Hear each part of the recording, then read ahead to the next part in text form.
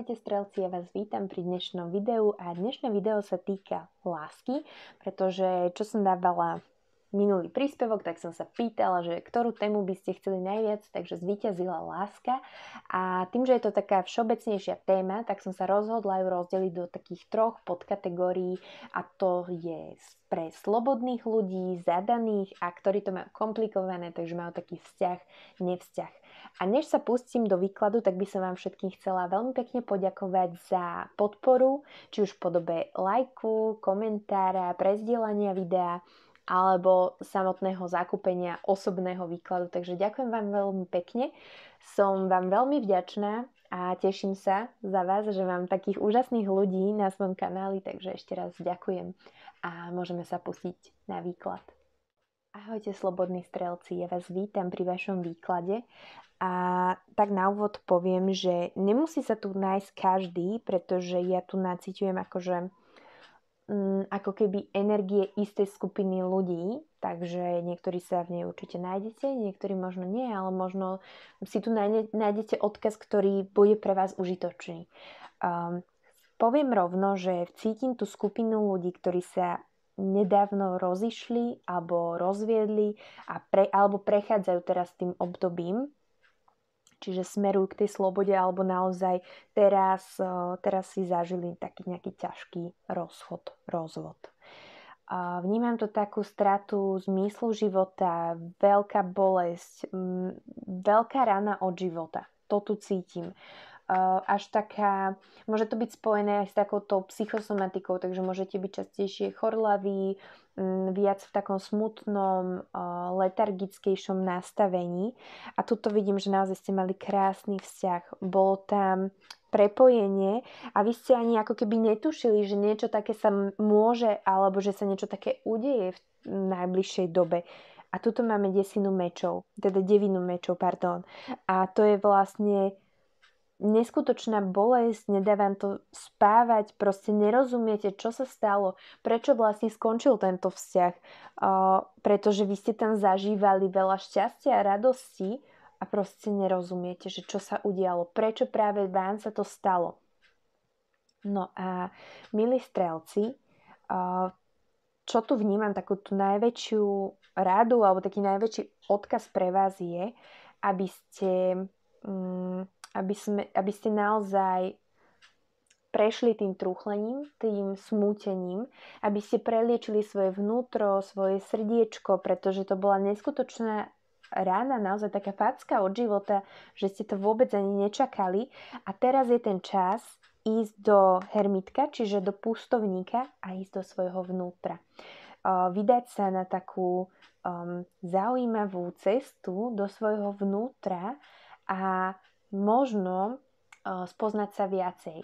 Možno táto cesta slobodných strelcov nie je úplne tak cesta za láskou, takoutou vzťahovou, akože partnerskou, ale za seba láskou. A budete si vytvárať taký ako keby znovu vzťah sami k sebe. Pretože v tom živote alebo vo vašom živote ste najdôležitejší ľudia vy sami. Pretože ak by ste tu neboli, tak by ste svoj život nežili. A proste už by tu nebol nikto iný, kto by za vás povedal váš príbeh. A to je presne o tom, že povedzte si, aký vzťah máte vy k sebe.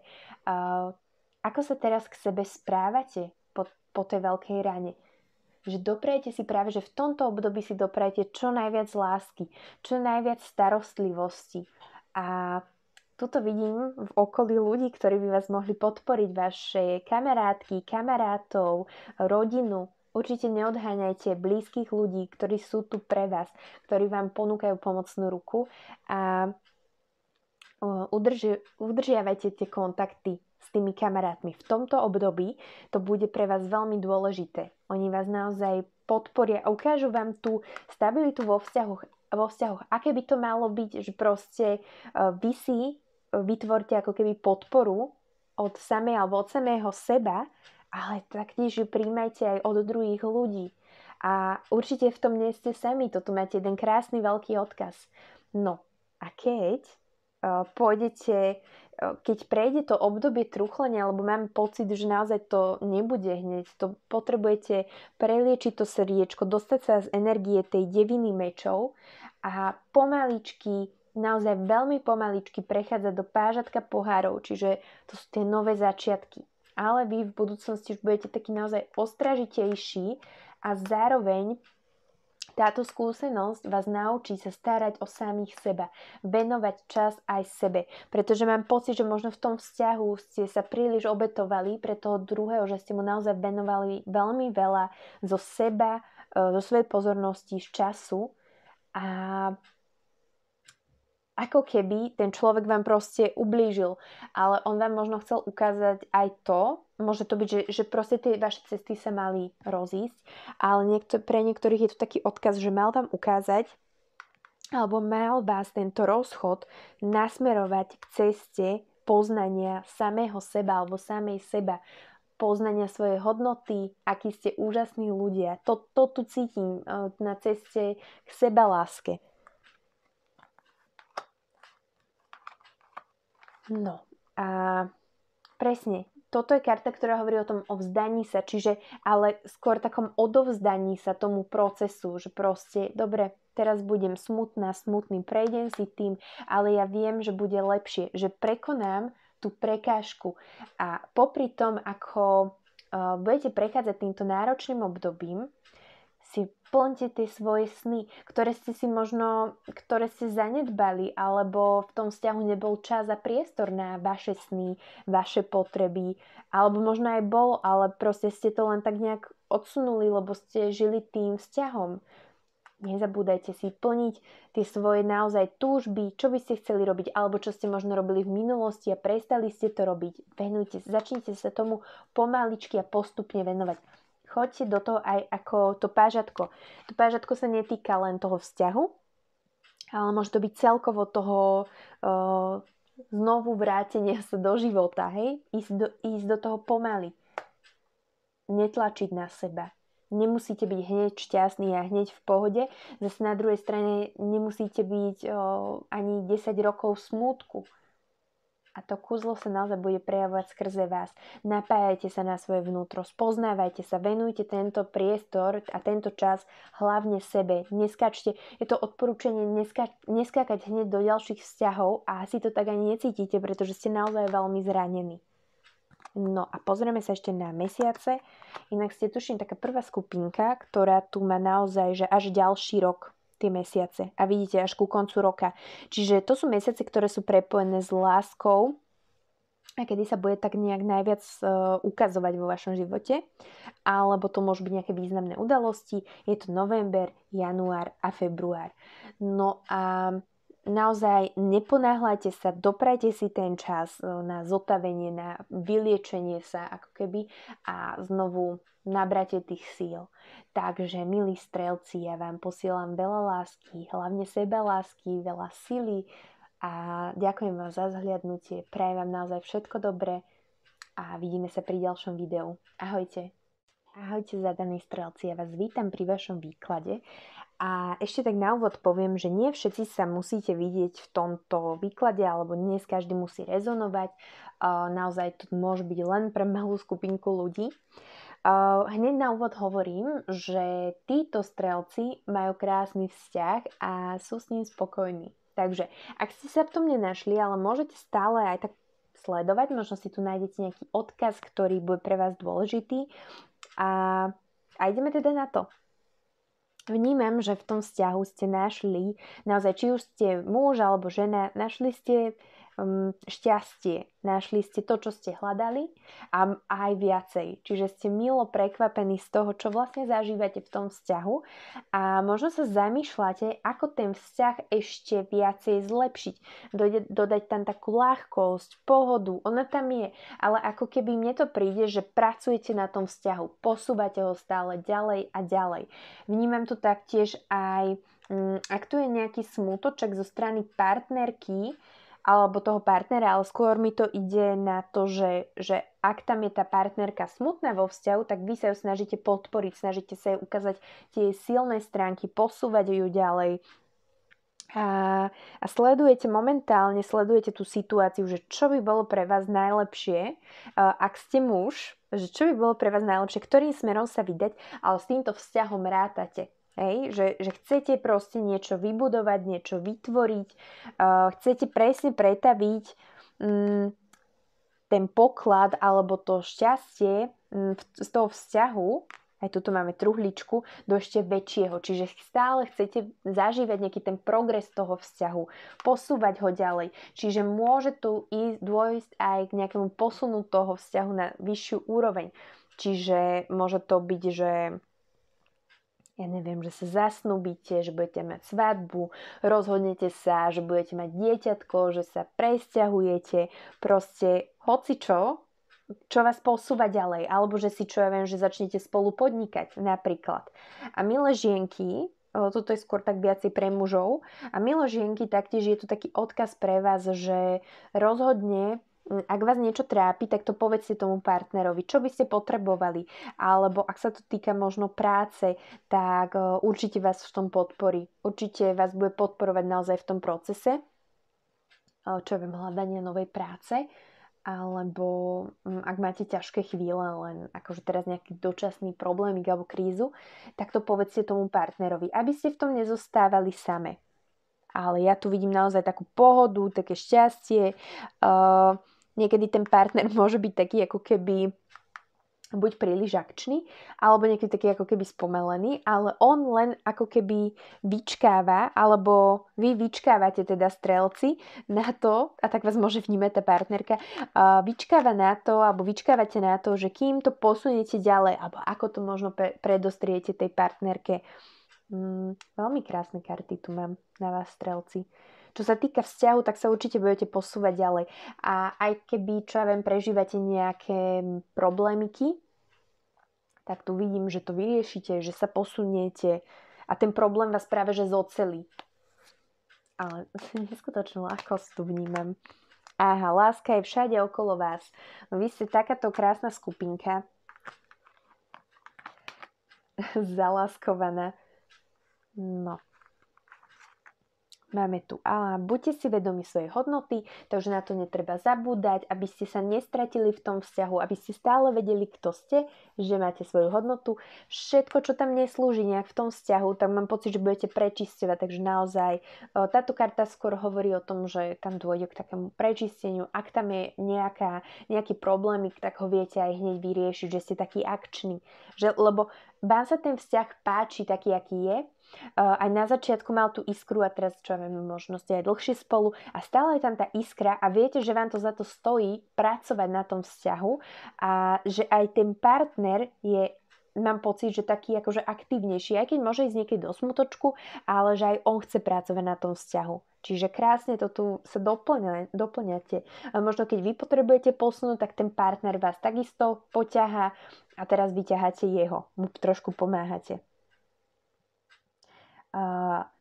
Keď chcete teda požiadať partnerku o ruku, nebojte sa, máte byť odvážni a choďte do toho. A taktiež, ak ste žienky a čo viem, chceli by ste posunúť ten vzťah ďalej, tak povedzte partnerovi, môžete to naznačiť, alebo ak ste taká úplne že priama, tak to môžete povedať napriamo, čo aj nezaložíme si rodinu, alebo nešli by sme už do svadby, do kúpy bytu, pozemku, to je jedno.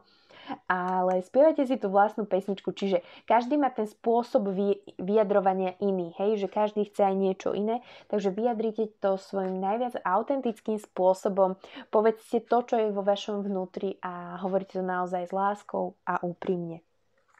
No a mesiace, ktoré sú dôležité pre oblasť lásky u vás, strelci, je jún, august a november. Takže v týchto mesiacoch môžete očakávať nejaké posuny, možno žiadosť o ruku, možno splodenie dieťatka, riešenie spoločného bývania, hocičo.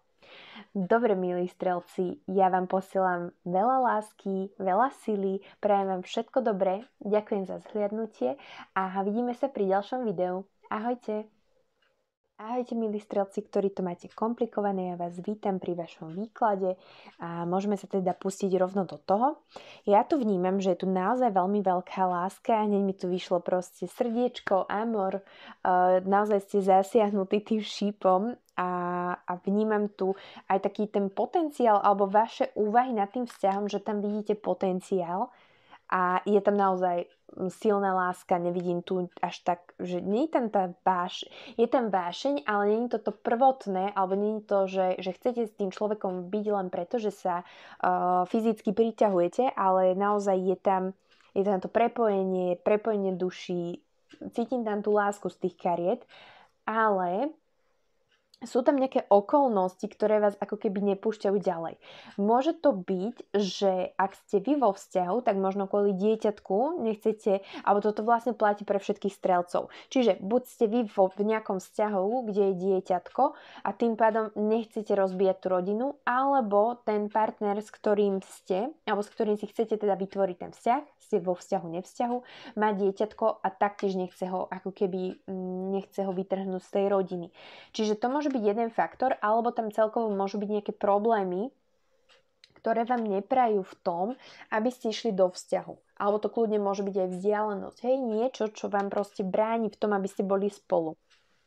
Ale naozaj tu vnímam kartu dar, čiže ja tam vnímam medzi vami takéto silné prepojenie, čiže aj veľký potenciál toho vzťahu, ale do budúcna sú tu nejaké problémy.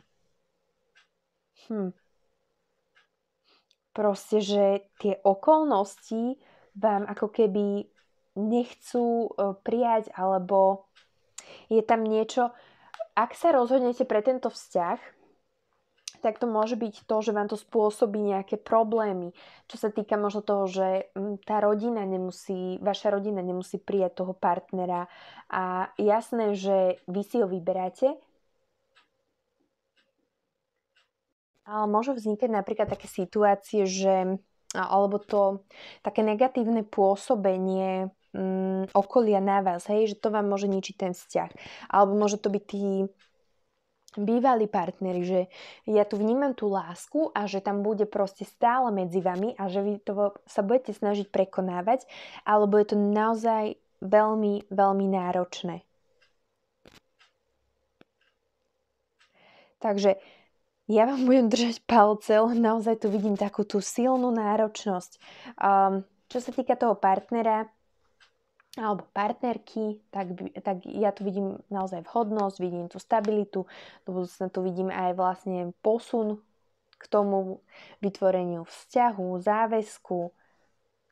Takže naozaj tu vidím krásne karty a potenciál, ale ako keby vám neprajú tieto okolnosti, ktoré sú okolo vás, a do budúcna aj tí ľudia vám ako keby nebudú prijať.